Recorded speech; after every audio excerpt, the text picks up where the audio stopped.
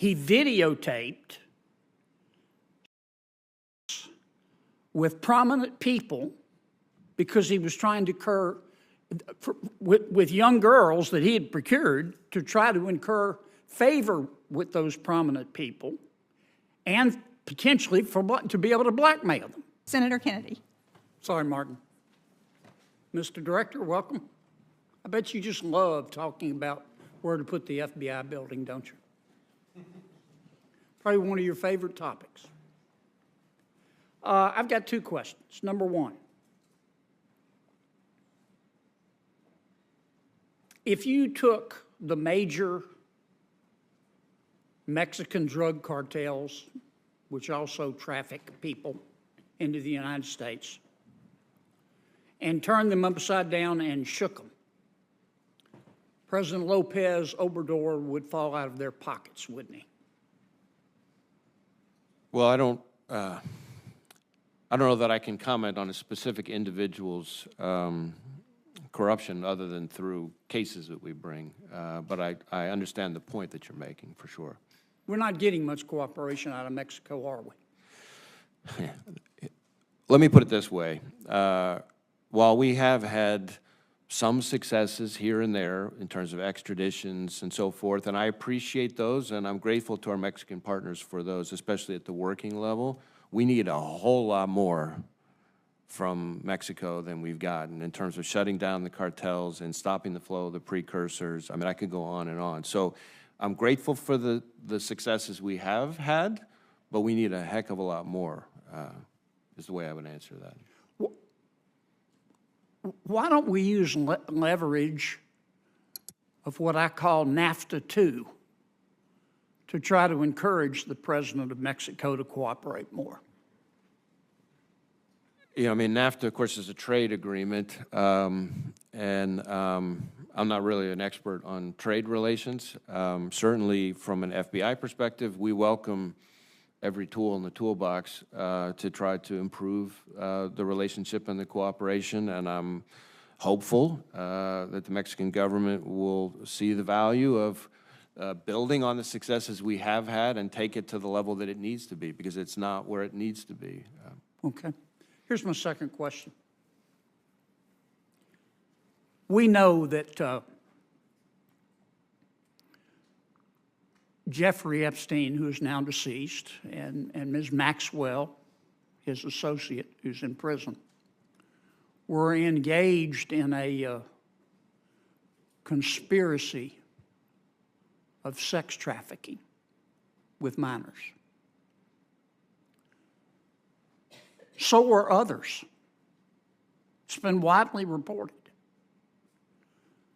What's the FBI doing to investigate the other people that were involved in these sex trafficking rings? Well, I'm not sure that I can confirm any specific individual. Well, let me put it this way. Let me give you some facts, widely reported. Jeffrey Epstein had video surveillance in all of his homes and on his private island. And there have been articles after articles from witnesses who have said he videotaped sex acts with prominent people because he was trying to incur with young girls that he had procured to try to incur favor with those prominent people and potentially to be able to blackmail them. Now, that's a fact. And the FBI and other federal agencies have raided his houses. Do you have those tapes? Again, I can't discuss the specifics of our law enforcement operations related to Mr. Epstein or Ms. Maxwell, but obviously we had very active investigation related to both of them. But whether it extends to other people, I'm not sure that's something But here, a suit was filed yesterday against one of those prominent people by one of the young women sex trafficked, allegedly, said he was part of the ring. It's on the front page, I don't know, is this New York Times, Wall Street Journal? And we keep seeing article after article after article, and we keep hearing about prominent person after prominent person after prominent person. I just want to know, if these prominent people are above the law and are going to be, and aren't being investigated, or is the FBI investigating them? Well, no one is above the law, number one. As to whether specific people are being investigated, that's not something that I, as I'm sure you can appreciate, can engage on here. We've devoted significant resources to the investigation. Is it ongoing? I'm not sure there's anything I can share with you on that, but let me see if we can get back to you and provide a little more Well, for information example, about these that. allegations in this lawsuit, the civil action. is Yeah, it- I haven't seen You ought to read the it. article. It'll trigger your gag reflex. Is the FBI going to investigate that? Well, again, I haven't seen the article, but I would be happy to take a look at it and take it back and see if it's part of something I'd we're just already like to working on. know, I share your. yeah, is the FBI still investigating this, or are these prominent people going to go scot-free? I'm not sure that I can tell you whether or not there is ongoing work being devoted to this. I would be happy to take a look at the specific article. I share your disgust at Mr. Epstein's conduct and Ms. Maxwell's conduct. And others? The whole operation. Okay, thanks, Madam Chair. Sorry, Martin. You're a fine American anyway. Thank you, Senator Kennedy. Senator Peters, Senator Heinrich has kindly consented to give you time to prepare for your round of questioning, and he's going next because I made a deal with him. Okay. I'm going now. We've done some musical chairs here. I apologize. Director, I wanted to ask you a little bit about the Bipartisan Safer Communities Act, and specifically how the engaged in the business language may have broadened your ability to perform background checks, and what impact that then has on other agencies' ability to successfully prosecute things like the straw purchasing and gun trafficking provisions in that law. So certainly BISCA was an important piece of legislation that has added to our authorities at NICS in particular in a number of ways in terms of additional background checks for the so-called U-21 group in particular. And I think that's important because as I go around talking to state and local law enforcement, and I've been and talked to law enforcement in all 50 states, I believe, easily in this job. One of the two recurring themes you'll hear on violent crime is the role of juveniles and the role of mental health.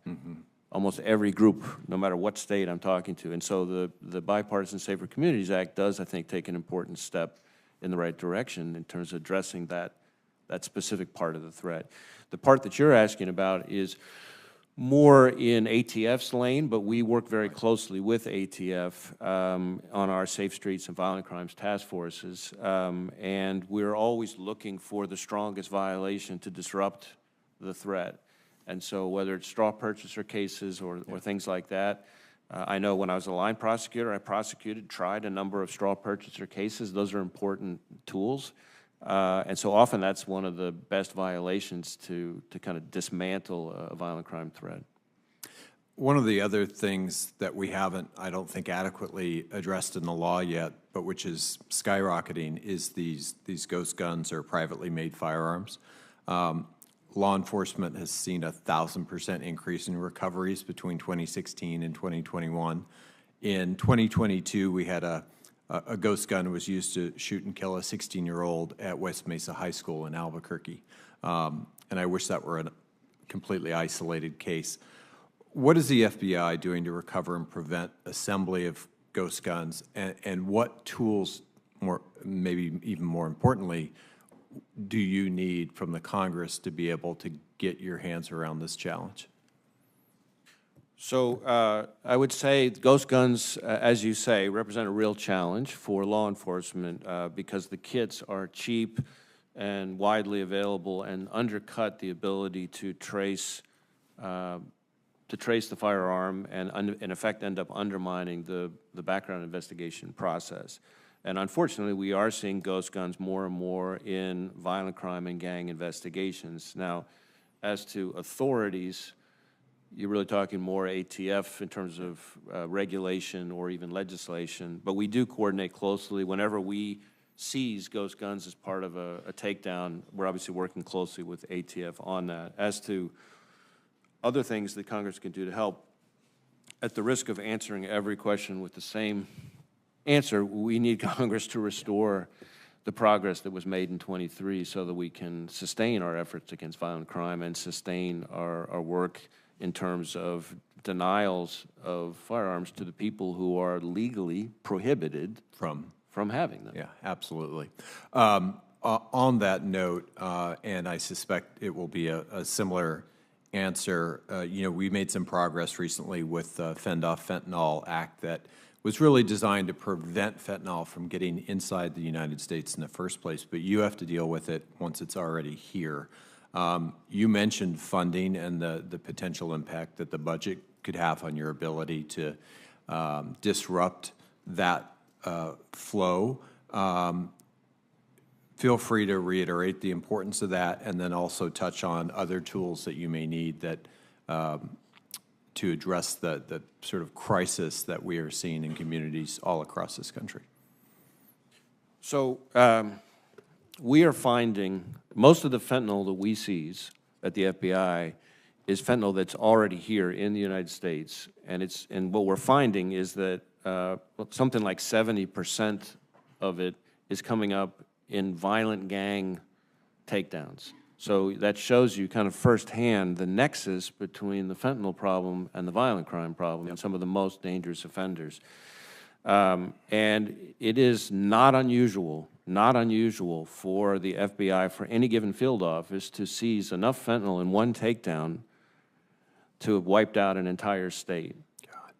And so if you start thinking about the impact of the cuts that we've been talking about in this hearing, that's fewer seizures. That's more pills on the market. That's more people dying. I mean, just put it as bluntly as that. And that's just looking at it that way. And of course, we also have all these investigations into cartel leadership. And again, the cuts impact that if we're going to be serious about going after the cartels. Among the other things that we're doing to try to tackle the fentanyl problem, we have an initiative called J-Code that aggressively targets darknet trafficking of fentanyl. We just last year had an operation called Spector that was the largest ever, I think, takedown of darknet trafficking marketplace of fentanyl and other dangerous, synthetic opioids. So that's an important part of our work. I know in your home state of Albuquerque, I just remember off the top of my head, was a great takedown that they did where they were seizing enough fentanyl to wipe out like an entire state, along with, again, back to the nexus with violence, along with hand grenades, ballistic vests, the whole 9 yards. So the fentanyl problem and the violent crime problem are inextricably linked, and of course the fentanyl problem is directly tied to the problems from the other side of the border. So not a great time to cut his budget. Certainly it's not. It's unfortunate we have another year of the Fiscal Responsibility Act. Senator Peters, thank you for your patience. Well, thank you, Madam Chair. Director Wray, good to see you again as always, and thank you for your service to our country. Director Wray, last year, as chairman of the Homeland Security and Government Affairs Committee, I released a report on the watch listing and screening processes at airports. The report raised concerns about the watch list, including who it is shared with, its implementation, its oversight, as well as the redress process. In particular, the report found insufficient transparency, lack of a holistic approach to screening, and no meaningful options to resolve concerns for Americans who believe that they were misidentified or the subject to discrimination. Certain communities, such as Muslim, Arab, and South Asian Americans, report disparate screening during their travel and the breakdown in trust over the inability to redress the process. Certainly, I think you agree the administration, including the FBI, must effectively target our resources to protect our country from terrorism, first and foremost, but we also need to respect the rights of innocent Americans as well. So my question for you, sir, is I believe you're familiar with this report, And what steps have you taken to ensure that there's more transparency, especially to Congress, about the watch list and other data sets maintained by the Terrorist Screening Center as recommended in the report that my committee published? So certainly, I agree, as you stated, that it's important that the database be used to protect our national security and at the same time respect civil liberties. And no one is placed on the watch list solely because of race, ethnicity, national origin, religious affiliation, or any First Amendment protected activities. And there is a rigorous interagency process. There are continuous review and quality control measures. We're constantly taking advantage of new methods and technologies to strengthen those processes. And while the FBI and the TSC, as I know you know because of your other role, are not responsible for the actual travel screening, we do work diligently with the interagency to try to make sure we're maintaining a current and accurate watch list. Recently, the TSC put out a comprehensive document about the watch list process, which includes everything from the process for nominations, the use of the list, quality assurance measures, and to the heart of your question, the redress procedures. And so our hope is that that document strikes the balance of the two issues that you mentioned in terms of providing more transparency about all those processes so that people know how it works, know how they can challenge if they have something they want to challenge, while at the same time not compromising our national security. Ironically, some of the transparency around this process could itself infringe on people's privacy and civil liberty because of who it identifies in a way that maybe they wouldn't want being identified. Right. It is always a careful balance, but we have to continue to work. We've been working with your team. We hope we can continue to do that. And it's been a particular issue in Detroit Airport, for example, for reasons you and I have discussed many times. Director Wray, we have seen historic spikes in anti-Semitic, anti-Muslim, and anti-Arab American hate incidents, certainly driven by the war between Israel and Hamas. We're also seeing rising anti-immigrant rhetoric, which in the past has inspired domestic terror attacks in Pittsburgh and El Paso, for example. DOJ has also announced it's investigating dozens of violent threats against election workers and has already convicted 13 individuals. And as you said earlier, you're increasingly concerned about the potential for a coordinated foreign terrorist attack here in the homeland. So the threat of terrorist attack is high, and we don't know what will inspire the next attack or where it will happen. But my question for you is, given all of these threats, how is the FBI now prioritizing resources to protect these communities from these very threats?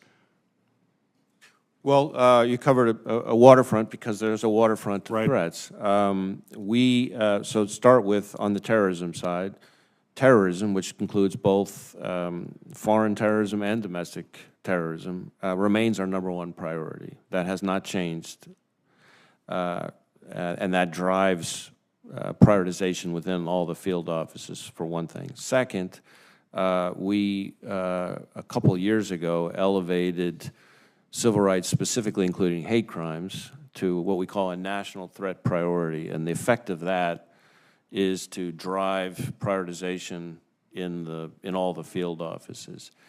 In addition, I created a few years ago something that we call the Domestic Terrorism Hate Crimes Fusion Cell, because what I found was that sometimes the same act of violence could be considered either a hate crime or an act of domestic terrorism. In many ways, it's the same type of attack. It's just two different legal structures. And in the FBI, the Criminal Investigative Division, we have people who focus on hate crimes, and then of course we have people who focus on the national security side on terrorism. And so this fusion cell that I created brought the two groups together to ensure both that nothing slips through the cracks, but also, maybe more importantly, to try to see if we can better anticipate and to be more proactive to prevent these attacks in the first place as to solely responding after they tragically occur. And I'm proud of some of the work that was done, including I think for the first time ever, a couple of years ago now, a proactive hate crimes charge that disrupted an attack against a synagogue. I believe it was in Nevada, but it could have been in Colorado because there's one of each. Right. Thank you. Appreciate that and look forward to continuing to work with you. Thank you, Madam Chair. Thank you, Senator Peters. Senator Fisher. Thank you, Madam Chair, and thank you for being here today, Director Wray. I continue to be concerned about the threat that the Chinese Communist government poses to critical infrastructure in the United States, especially when it comes to cybersecurity. In Nebraska, this presents distinct vulnerabilities for our agriculture industry and the nation's food supply. For instance, malicious code contained planting data and harm crop yields. It also can be used by foreign actors to steal our ag innovation. What internal mechanisms is the FBI relying on to counter cyber threats to the agriculture industry from China specifically? So we are specifically concerned, not just as you are, about the China threat more broadly, but about the China threat as it relates to agriculture in particular. I have visited our Omaha office a couple times, met with our partners there, and I know from firsthand experience and contact with them that they are acutely focused on specifically the threats to agriculture. In fact, they're holding, I think, a big summit soon that I was hearing about that's bringing people from all over the state and the region, again, very much focused on this issue. We have seen in the past the Chinese government or people from China acting on behalf of China attempting to steal cutting-edge agricultural research, even to the point of, I know in Senator Moran's home state of Kansas, we stopped a guy trying to, fly out of the country with cutting-edge agricultural research. In Iowa, I can remember we had guys out in the fields digging up genetically modified corn seed, and we prosecuted, worked with the DOJ to prosecute them. So there's the theft, the IP theft part, and we know that China has specifically identified agriculture as one of its areas that it wants to target. It's quite explicit about that. So that's a concern. You also brought up, I think, the critical infrastructure dimensions of this, and we have seen the Chinese government attempting to target multiple sectors, civilian sectors, to pre-position to potentially cause havoc at a time and place of their choosing. And so that's something that we're really trying to focus on. So Can you tell us that in this setting, specifically what sectors and where that's happened, or should it be in a closed session? there's some sectors I could share publicly.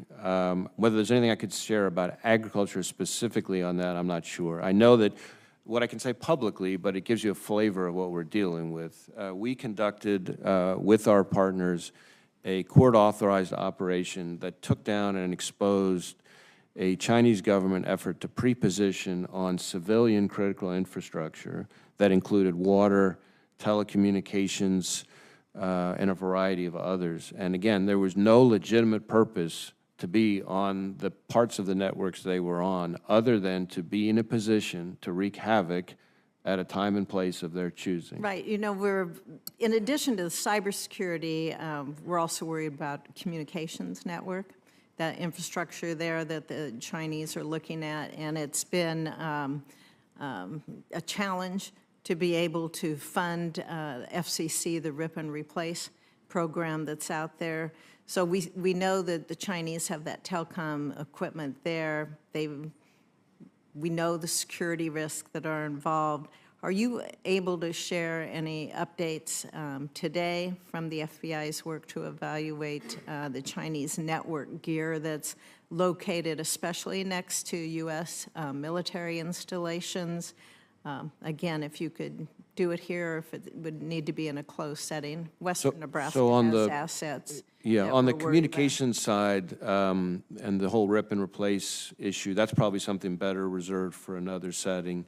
What I can tell you is that we have a number of investigations underway that relate to allegations concerning buying up of land near installations that would be of concern. And it's not that there's anything inherently unlawful about foreign purchase of land, but we get concerned when the purchaser may have ties back to a government that doesn't share our values, and it's positioned near some critical Right, and that's what we follow as well. Do you have enough availability? Is there enough transparency in these transactions to easily discover if there's a connection to the Chinese there? As I said earlier, we have concerns in western Nebraska about some of this. So it is a challenge. We are, on farmland in particular, we are working with USDA to try to look to some kind of mandatory reporting regime that might be helpful there. And so that's a relationship that continues to grow between the agencies. I would say that the Chinese government, now that more and more businesses, states, countries are wise to what they're up to, are making it harder to trace transactions. And they're not just sort of looking at the combined efforts of us and our partners and just saying, never mind. They're doubling down and trying to figure out how to be more creative to try to hide the hand of the Chinese government in some transactions. So we are having to work that much harder with partners to try to be, to sleuth out the involvement of some state nexus. Thank you. Thank you, Madam Chair.